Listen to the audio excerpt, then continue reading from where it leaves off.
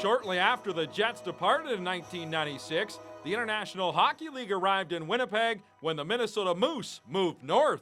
Winnipeg is a hockey city. It deserves a hockey team. Go Moose, go!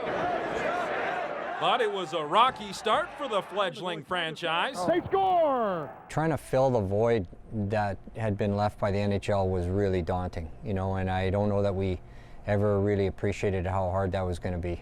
The first coach, Jean Perron, was fired just 50 games into their first season, and assistant coach Randy Carlisle was promoted. I think that was a critical step for us. It was pivotal that he took the team over, not just for that year, because we almost made it to the playoffs as a result.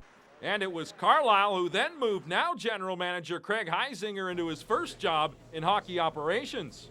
Like, who goes from sharpening skates to being an assistant general manager? Well, I mean, there's no clearly defined path to becoming an NHL hockey executive other than you really need to know what you're talking about, and he does, and he learned it from a different angle, and I think we've really benefited from it.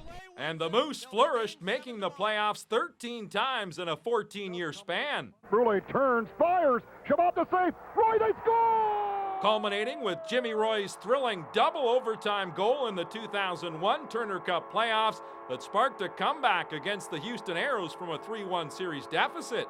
That was probably one of the biggest things, one of my most enjoyable moments on ice. But the IHL soon folded and the Moose joined the American Hockey League as the Vancouver Canucks top affiliate.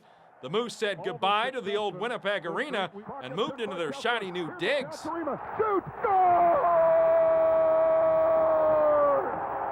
But it wasn't until 2009 when the Moose would finally play for a championship.